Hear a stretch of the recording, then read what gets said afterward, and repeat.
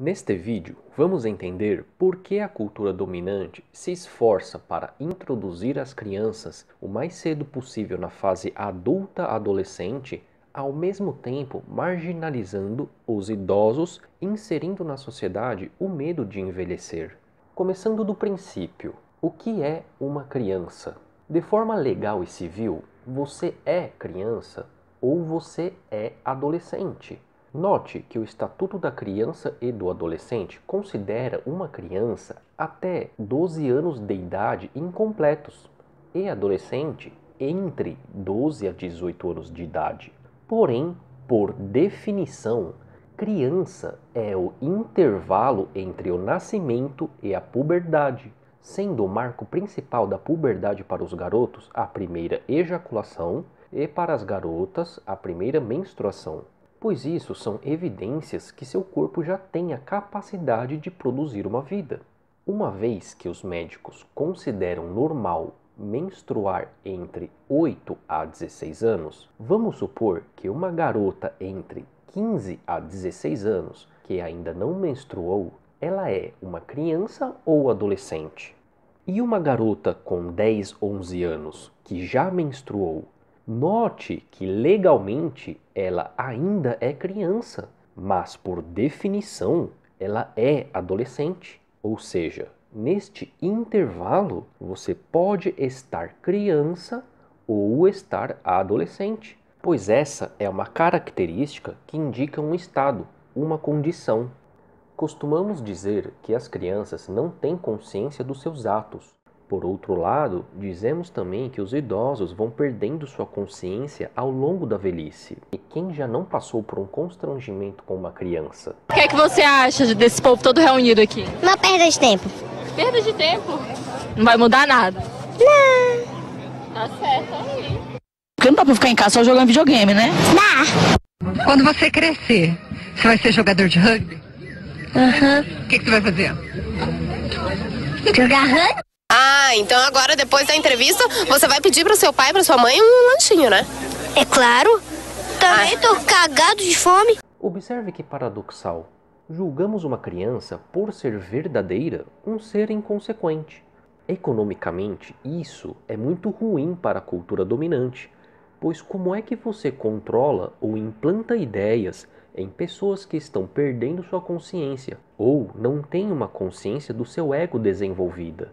A faixa etária que temos mais consciência do nosso eu coincide na adolescência e fase adulta. É quando escolhemos qual persona vai nos representar, criando-se uma identidade, personalidade estimulada e financiada pela cultura dominante. Precisamos vestir esse avatar. Observem esse artigo. Cada grupo de indivíduos tem comportamentos, pensamentos e atitudes diferentes sobre a vida que acaba se refletindo nas compras. Um recém-nascido não escolhe A ou B por ideologia, cor, raça. Somente após receber o programa dessa sociedade é onde nos individualizamos, fruto dos julgamentos e preconceito, fundamental para iniciar os conflitos.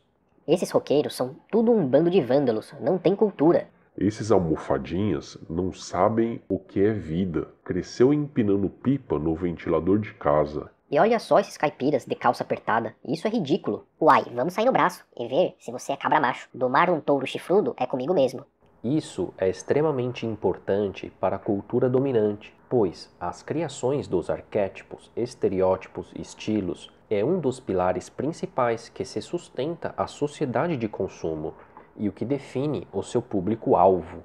Assim, é possível traçar qual lifestyle, gosto, hobbies, personalidade e desenvolver produtos, vestuários e acessórios que combinem mais com o perfil de cada um, promovendo melhor aderência à taxa de conversão nas compras.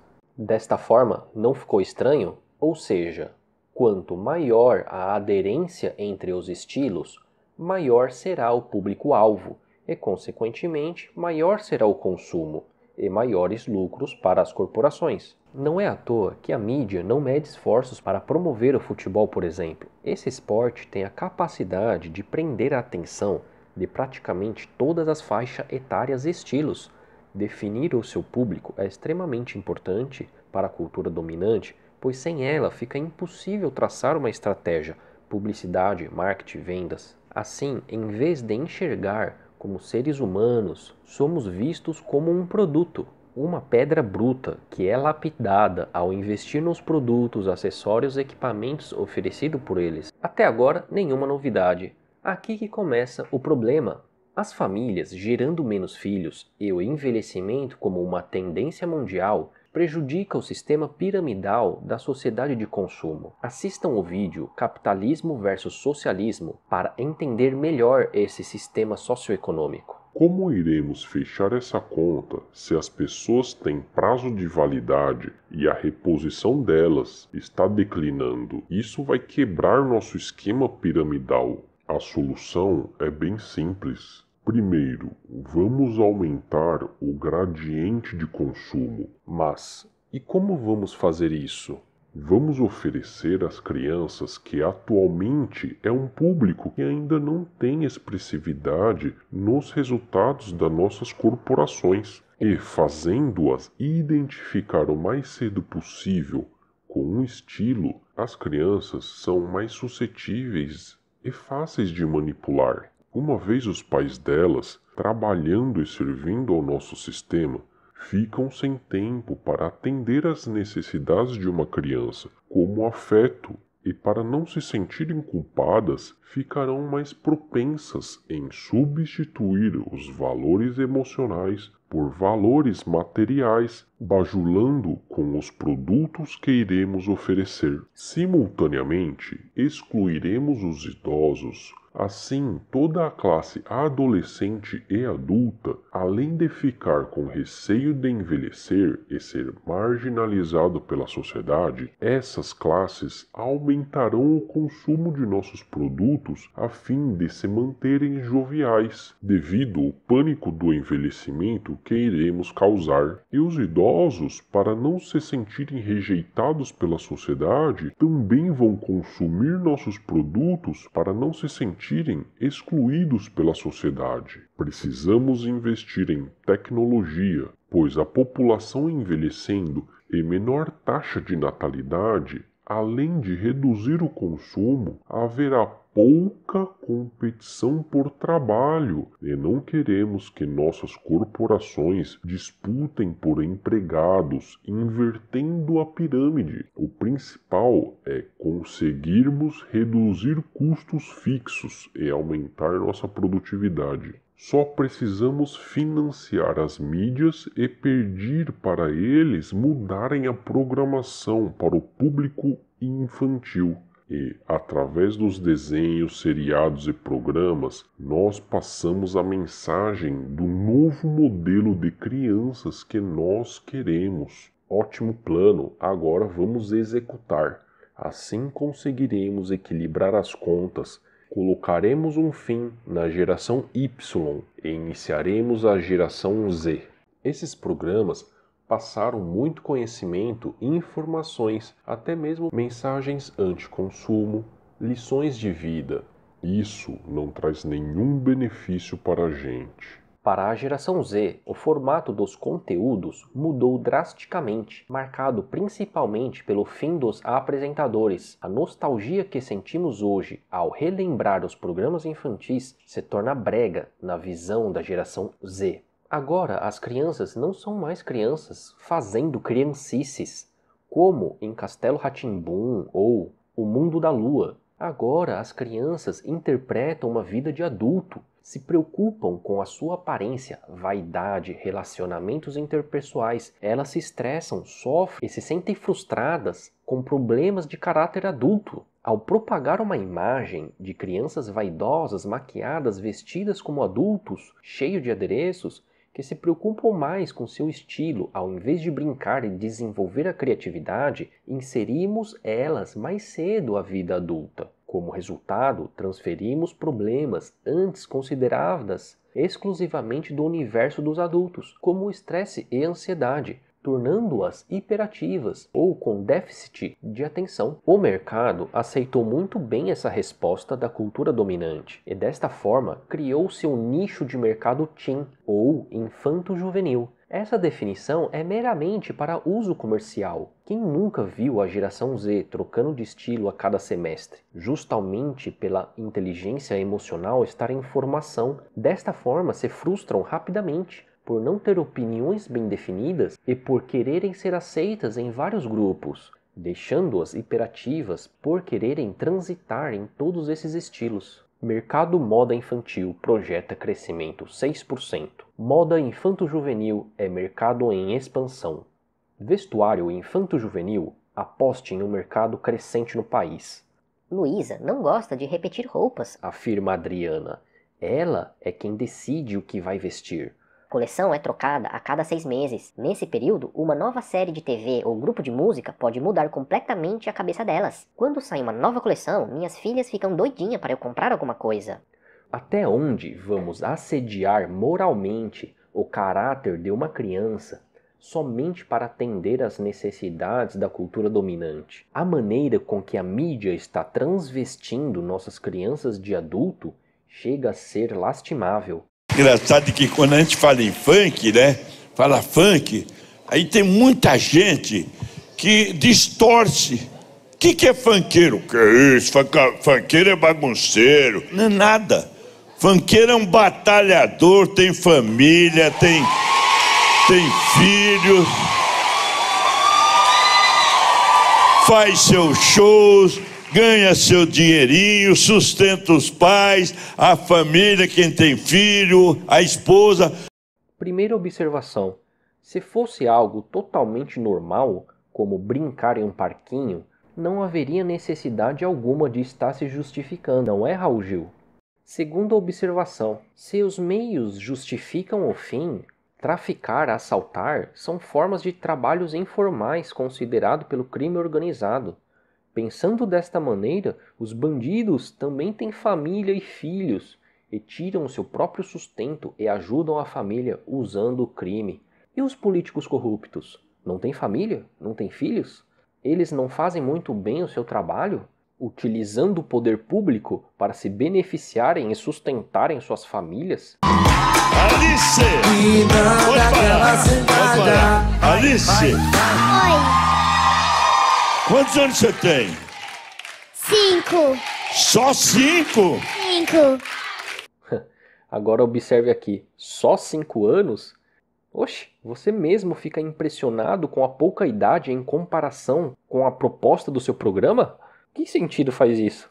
Aí eu penso, essas crianças de 5 anos de idade, com a sociedade incentivando esse estilo de vida, essas crianças precisam de uma referência.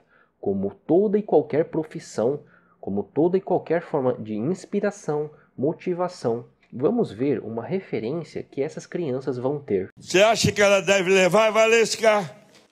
Eu acho que não. Até porque eu quero ver ela se apresentar e muito, né? Como faço para ser o melhor naquilo que gosto?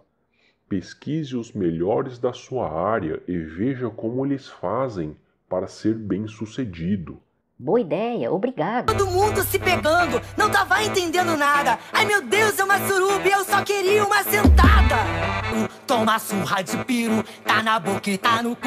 Chama ela que ela pega. Tu vai ver como é que é. Pega homem e mulher, vai de frente, vem de ré. Vai pra festa na barulho. Aí tem muita gente que distorce. Acredito que muitos vão pensar que a exposição de crianças com esse tipo de ambiente e estilo vulgar não tem relação alguma em estimular precocemente a sexualidade de uma criança. Vai me dizer que você na sua infância não entendia o que queria dizer as músicas de duplo sentido? Se escutar já nos incentiva a algo, imagina estimular viver esse estilo de vida. Particularmente, gosto de ver crianças fazendo coisas de crianças. Quem gosta de ver criança fazendo coisas de adulto, para mim tem problema psicológico. Enquanto os adultos pensarem como criança e querer que as crianças façam coisa de adulto, teremos que ser responsáveis e arcar com todos os problemas sociais que surgem a partir disso. Quem diz que isso não tem nada a ver, para mim é o mesmo que dizer ir à praia em um dia nublado e dizer que não há perigo algum em se queimar. Sabemos que podemos ficar queimados pelo mormaço, pois são os raios ultravioletas que não enxergamos os responsáveis pelas queimaduras. Se você sair em público e cantar uma música violenta, pode ser preso pela lei de incitação ao crime. Se por menos, você pode ser autuado, como vemos aqui. Uma jovem de 21 anos foi autuada por apologia de crime ou criminoso após exaltar o namorado em uma rede social, como "meu bandido". Ao G1, ela disse que não sabia que isso era crime, dizendo que só agradeceu o presente que ele me deu. O crime está previsto no artigo 287 do Código Penal. Trata-se de fazer publicamente apologia de fato criminoso ou de autor de delito, como neste caso. E vou mais além. Se tal estilo promove a sexualidade e isso é oferecido abertamente para as crianças, isso não é aliciamento? Parece que temos dois pesos e duas medidas. Talvez seja porque o crime organizado pode prejudicar os lucros da cultura dominante, enquanto o funk dissemina um estilo de consumo ostentação, tira a atenção das crianças quanto à educação, e isso sim está a favor dos interesses da cultura dominante. O lobo é lobo do homem, já dizia Thomas Hobbes, mas você não tem poder de controlar os interesses da mídia. E se você reprimir o seu filho, certamente ele sofrerá bullying pelos filhos daqueles pais que acham a exposição sexual precoce algo normal. Desta forma, você fica sem saber o que fazer. Esse bug mental faz muitas pessoas não querer levar esse assunto a sério e deixam passar reto. A Matrix é poderosa pela capacidade de se retroalimentar. No instante que dependemos de outras famílias eduquem corretamente seus filhos para termos uma juventude saudável, isso deve ser um assunto do Estado. Outro exemplo da Matrix se retroalimentando. Aprendemos no vídeo anterior que a prática de cartel e monopólio é crime, pois regulam os preços em interesses a um pequeno grupo de pessoas, prejudicando a sociedade. Porém, encontraram na forma dos conglomerados e as famosas holdings uma maneira de continuar dominando o mercado a fim de controlar os preços. O funk é um estilo, e como todo estilo tem suas vertentes, mas a espinha dorsal do nosso funk é ancorado em valores materiais, ostentação, erotização e sexualidade exacerbada. Não tem nada de errado nisso, cada um escolhe qual estilo é o melhor para lhe representar, e temos que respeitar o que cada um escolheu. Uma pessoa totalmente aberta sexualmente, que expressa isso no seu estilo de vida, nas suas músicas, não tem nada de errado com isso, e acho que as pessoas deveriam quebrar mais esse tabu. Mas oferecer esse estilo, que é o símbolo da ostentação e sexualidade para o público infantil, eu não consigo enxergar isso senão uma forma de incentivar, motivar e induzir as crianças a adentrarem esse estilo o mais cedo possível. Se você tem uma visão contrária, deixa aí nos comentários, pois eu gostaria muito de quebrar esse meu paradigma.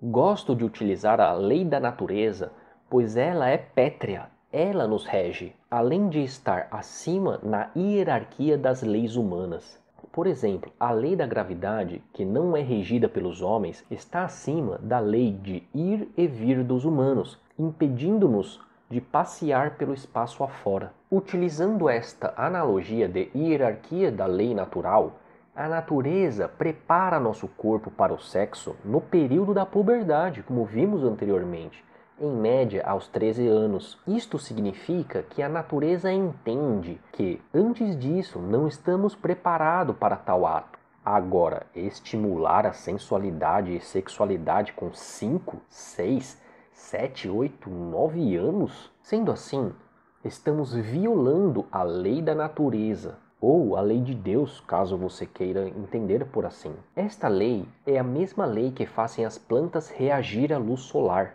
que faz um corpo cair em queda livre, que faz a água evaporar. É a mesma lei que rege o nosso corpo.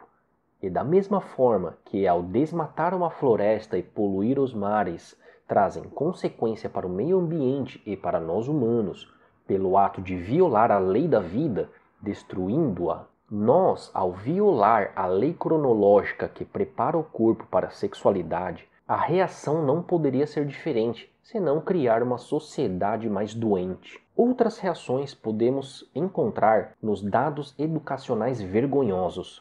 Brasil está em penúltimo lugar em ranking de qualidade na educação. No Brasil, é alarmante. Pesquisa aponta retrocesso no aprendizado do ensino médio brasileiro. Índices insatisfatórios. Aos 15 anos, Gabriel não vai continuar os estudos. Ele tem dificuldade de aprendizagem e não vê como as matérias ensinadas na escola vão ser úteis no seu dia a dia. Por incrível que pareça, essa é a realidade de milhares de crianças espalhada pelo país. A taxa de evasão escolar no Brasil é a terceira maior do mundo. Vamos aplaudir!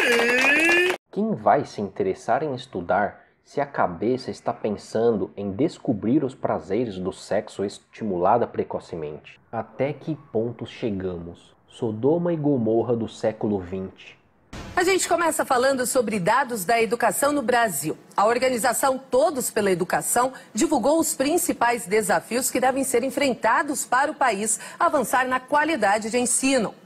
Em muitas cidades, o valor investido por aluno está bem abaixo do considerado satisfatório. Como explicar a um aluno do ensino básico que se ele estuda na rede pública de Buriti, no Maranhão, ele vale R$ 2.900? Mas se ele for matriculado em Pinto Bandeira, no Rio Grande do Sul, nele serão investidos quase 7 vezes mais.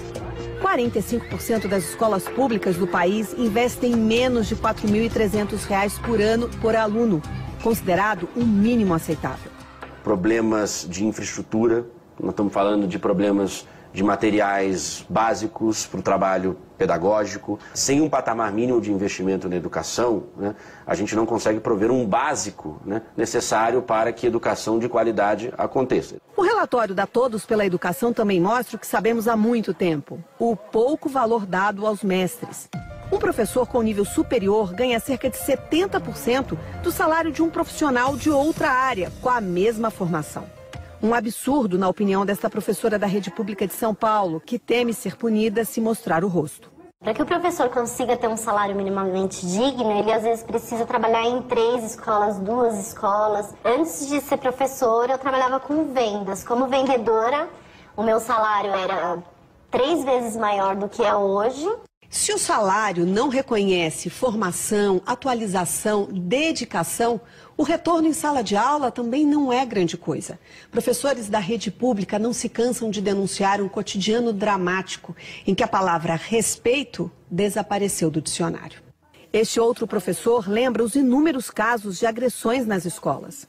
É possível perceber como o professor é tratado, feito gado em sala de aula, em algumas unidades escolares. Se você sair da sala de aula sem levar uma surra, você já está saindo no lucro, digamos assim. Em muitos indicadores, a educação brasileira avançou, como no acesso ao ensino fundamental. Mas vários outros não deixam dúvidas de que a nota ainda tem muito a subir. Se sinônimo de educação é professor e escola, ou seja, esses deveriam ser os protagonistas a receber o investimento dedicado à educação. Mas, se as escolas estão caindo aos pedaços, os professores não recebem corretamente, a área de pesquisa e tecnologia é ridícula, fazendo milhares de mentes brilhantes ter que sair fora do país para se desenvolver e entregar patentes de mão beijadas para estrangeiros, então, para onde vai todo esse dinheiro? Em um país símbolo da corrupção e burocracia, não precisamos pensar muito. O professor do INSPER aponta uma falta de diálogo entre diferentes esferas do executivo, o que leva à presença maior do governo brasileiro no ensino superior público predominantemente federal. Vamos chamar isso de burocracia, falta de interesse. José Marcelino, pesquisador na área de financiamento da educação, aponta que, de cada R$100 gasto na educação, cerca de 85 destinam-se ao pagamento de pessoal, e essa folha estaria muito propensa a fraudes e contas públicas. Desvio de dinheiro. Há elementos que apontam que os dados de gasto declarados pela União, pelos estados e municípios, podem estar inflacionados. indicando que os gastos poderiam ser menores do que os valores declarados, particularmente na educação básica, diz professor da USP. Pedalada fiscal. Para o pesquisador, há muitas fraudes no orçamento da educação, o que atrapalha o bom uso dos recursos. Os desvios mais comuns aconteceriam nas construções e reforma de escolas, bem como nos contratos em geral terceirizados de alimentação e transporte escolar. Na educação básica, o governo federal atua com mais tutor, sugere as políticas e fornece os recursos, mas pouco se executa. Poderia haver um intercâmbio maior de boas práticas entre secretarias estaduais e municipais, em que o governo federal poderia ajudar. Mas o que vemos hoje é um viés de gasto voltado para o ensino superior. Na minha opinião, isso é um erro crasso. É óbvio que antes de aprender cálculo, você precisa aprender equação. Antes de aprender equação, você precisa aprender as 4 operações. Antes de aprender a multiplicação, você precisa saber o fundamento da adição. Ou seja, para subir um prédio, você precisa investir na fundação, sapata, estrutura, uma base forte. É por isso que a educação brasileira desabou. Investir na base, você implanta a semente que germina com muito mais facilidade em uma criança, fazendo-a despertar a curiosidade e busca natural do conhecimento. Ao direcionar a vida delas com a preocupação de uma vida adulta, como relacionamentos interpessoais, preocupação exacerbada da aparência, vaidade, entretenimento, obviamente, puxamos o freio de mão da educação. Isso responde porque o custo-retorno investido na educação é tão baixa. Enquanto uma criança tem o cérebro de esponja para absorver o aprendizado mais rápido que nós adultos, a cultura dominante quer se aproveitar desta virtude das crianças para oferecer entretenimento, ensiná-la a serem vaidosas, cuidar do estilo, roupas, maquiagem, cabelo, adereços, pois isso dá poder, fama, sucesso, reconhecimento. Quem em sã consciência vai querer estudar desta maneira? Adicionado ao programa de aprovação sem critério, sei disso, pois tenho uma amiga professora que diz que eles são coagidos e questionados quando reprovam um aluno, formamos cirurgiões açougueiros, médicos papagaios, advogados perdidos. Nossa responsabilidade como sociedade, sabendo que eles são o futuro de nosso país, seria abrir os faróis das distrações e deixar a pista da educação livre. Continuando no resultado de tanta exploração do público infanto-juvenil, em vez de focar na formação da educação nesta fase, está aí, primeiro lugar na exploração sexual infantil na América Latina. 4º país em casamentos infantis no mundo. Alto índice de gravidez na adolescência. Obviamente, tudo isso contribuiu para os altos índices de evasão escolar e resultados vergonhosos que vimos anteriormente.